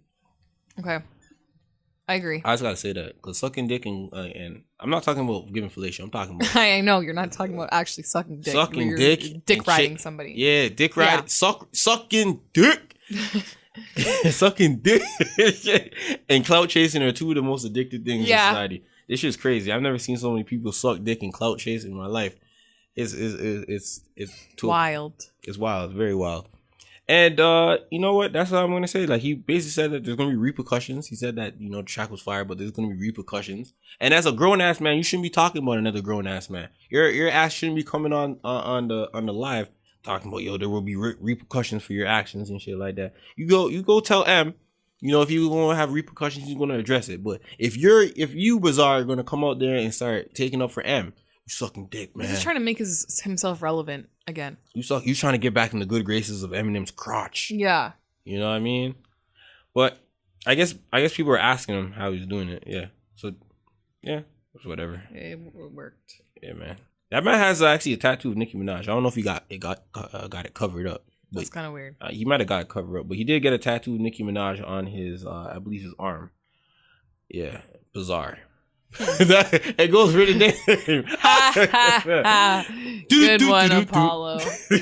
All right, so how are we gonna end this? We've been doing this for an hour and 30 minutes. Oh my god, already? Yeah, hour and 30 minutes. Okay, well, I need to go grocery shopping. Yeah. Oh, you want to talk about how Tyga thinks that he dressed up Kylie Jenner to appeal to the black market? Yeah, we could briefly touch on it. All right, so Tyga thinks that he dressed up Kylie Jenner to. He went on Queen Radio, and Nicki asked him if he missed Kylie, and he said, "I'm good, love, enjoy." Well, that's not the proper way to use it, though. Then, well, it kind of is. It kind of worked, but then he said that because Nicki was asking, like, do you think you helped her and whatnot, and he said, yeah, like, I told her, if you don't have black people behind you, you got nothing. So I used to help her with the hairstyles and with the whole lip kit thing and everything, and you know, like, I had to help get her cultured and like hip and stuff. And then yeah, and so he thinks he plays a big part in terms of her fan base and the amount of people supporting her. I think that it's like, obviously, I think Tyga did, like, obviously influence her. You know what? Here's the great debate. The Kardashian family's been into the black thing. Yeah, that's where I'm kind of conflicted, because I'm like, yo, like, I think okay, out of all of them, well, Kylie's the youngest, so yes, she I'm not asking you, I'm telling you, I keep up with the Kardashians. Oh, look at Nina got a joke off. Nina got a joke off. No, but I think that they, like, Kylie wasn't very immersed into any sort of culture. Kylie and Kendall, neither of them. Courtney, they're too young. Courtney doesn't really, like, you know how Chloe and Kim are, like, all about black guys. Like, yo, I think Courtney's not. Courtney's white. Like, she loves white guys. People are saying Courtney out here don't even like black people. Oh, really? Word on the street, she racist. Allegedly. I didn't know that. You know what? They might listen to this. I don't want to get sued. I never heard that. I didn't know that. Is she? I don't know. I've never. Oh my god, no! Even the moms with black dudes, man. Yeah, exactly. But that was until recently. She was dating fucking Bruce and Thing before the mom. Oh, she was married. Married, sorry, not so dating. she's not really going to be just canoodling. Yes, is it canoodling? Canoodling. Yeah. But I guess, like, yeah, he did help put her on and stuff, because she wasn't as cultured as the rest of them. She wasn't. Come on, you gotta stop saying culture. Like, you can't. No, like, she wasn't, like, she was like, she didn't know that there was, like, I'm trying to think of the word. Are you talking about she didn't appropriate black culture enough? No, I'm trying to say, like, yeah, I do agree that there have been times where they have appropriated 100%. I agree with that.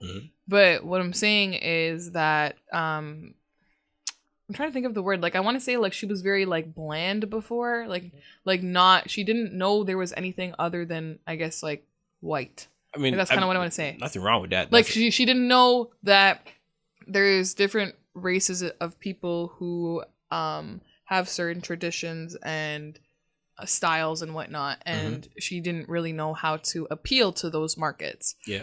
And so Tyga obviously helped her out with that, because obviously her white mom can't help her with that very much. And yeah, I don't know. Do you think Tyga helped her or what? That's conflicting, because I don't know where he exactly helped and where he didn't help. Because the thing is, you look at Kim is the model of, like, being on the edge, on the line, where she looks white, but she actually has some features and do certain things where she really does appeal to black people. And she has been appealing to black people for, let's say, over 10 years now.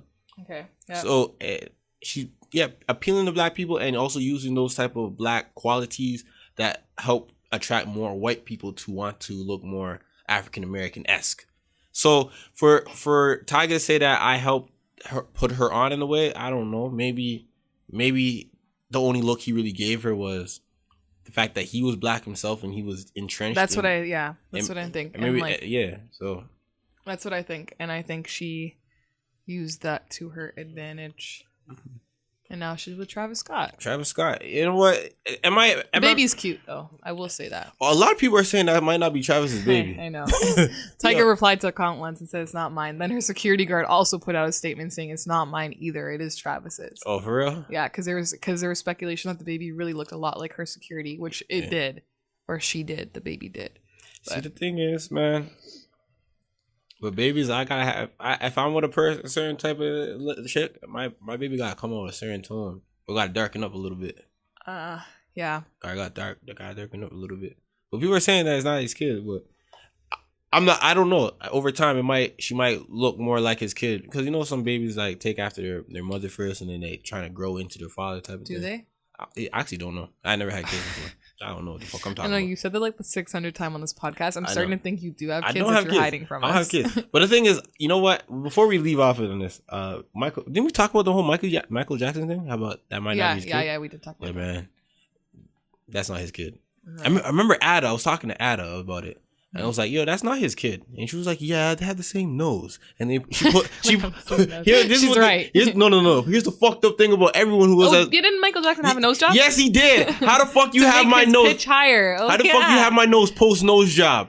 You're right. What the fuck? Does that make sense? Maybe they all got nose jobs. No, you can't have my nose post nose job. That's not my nose. Whose nose is that? People gotta be fucked up. Because I pulled up a picture. It's like, yeah, that's Michael Jackson's nose. You know, Michael Jackson had a brown nose. Yeah, he did have a nose. He's like, oh. He wanted it to make his voice higher. I remember. Yeah, so. Damn. Man, that's a fucked up thing. If I got a nose job, don't be saying you have my nose, bitch. No, you don't. You don't. If you got my post nose job nose, that's not my nose. That's someone else's.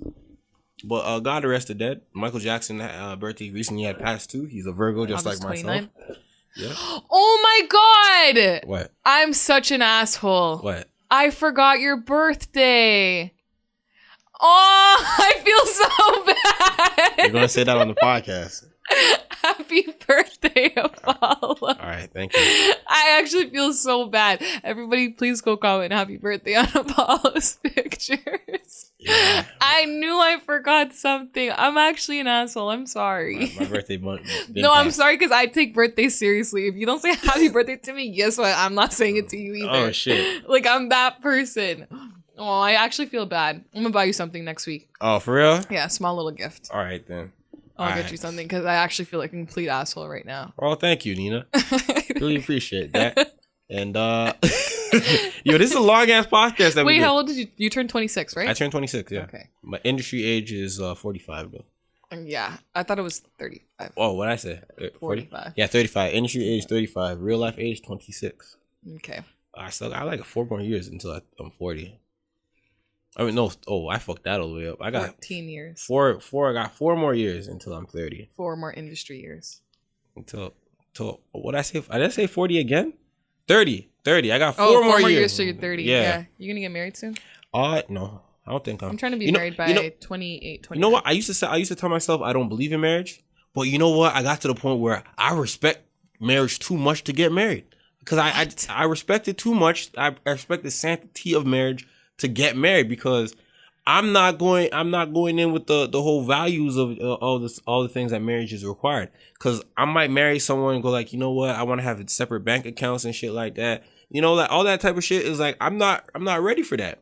I'm not ready to really commit and become one with someone else to the point where it's like I want everything to our unit, our type of unity. I'm not ready for that. I respect it too much to even disrespect it like that. To get married. I am ready. Well, I'm not ready for it right now, but I'm gonna be ready for it. If you get married, if you get married, are you going all the way in or are you going halfway in? It's not if I get married. I will get married. When you get married, are you going all the way in or halfway in? I'm going all the way in. All like same bank accounts, all of that. Yeah, your mom's my and parents. My my parents are like that. My parents have been married for 25 years, and I think being raised around them and just seeing the love that they have, and like they have the joint bank account and everything. Like I think being can't have no separate bank account. Being raised in that environment instilled that in me that yes, I want to get married and I want to have like that one love forever. Yeah, you gotta. I'm corny as fuck. I don't care. You gotta go all the way with it. And and that's the thing is, I can't get married because I'm not willing to go all the way with it. And so I respect it too much to do that. I'm not the type of person like I just gotta get married just cause. And then I go in, I'm on some like, yo, you do you. Oh man, I'm trying to be in love. Yeah. Somebody love me. I'm joking. We're on the next episode. We talk about the love of Nina. Nina's love life. It's an interesting one. Yeah, we get into it. It's gonna be a quiet episode. We're gonna hook you up. It's gonna be like the Bachelorette. We're gonna get like 5 guys. We actually said we were doing that for Valentine's Day. Let's do that. Oh yeah. So if any of you guys are listening or interested in taking Nina out on a date, we're gonna have a Valentine's Day special. A Valentine's Day special. We're gonna bring you in onto the podcast and we're gonna, vet you. The winner of the we're gonna pick multiple people. Then there's gonna be a winner who gets to be on the podcast and talk about our date. Yeah, talk about the date. We're gonna do that. We're gonna do that. So we're being dead ass. Yeah, we're being dead ass. We're gonna talk about it. We got a few months. Like we could get the podcast popping from then. Yeah, we can. Yeah, let's do that. So let me say this clear so I could probably make it a sip on the page or something. All right, so we're gonna have a special here on the podcast, the Educated and the Reckless podcast, where one lucky contestant gets to take out Nina on a date on Valentine's Day. October, November, December, January, February. In 5 months. In 5 months. You have 5 months to shape up. Yeah, 5 months to shape up. Or ship out. Ship out. And then when we finally announce it on the podcast that we are looking for eligible candidates to take Nina out, we're going to start to vet some of you guys. And then the lucky number one person is going to take Nina out on a date. And we're going to bring you on the podcast. And we're going to discuss how that date went about. Would you guys do it again? You feel like there's potential. And you're also going to discuss all the topics we talk about controversially so I can see where your mind is really at. And that's what we're going to do too. Or if you're psycho. Yes, that's what we're going to do too. So here on the Educating the Reckless podcast, we take our shit serious.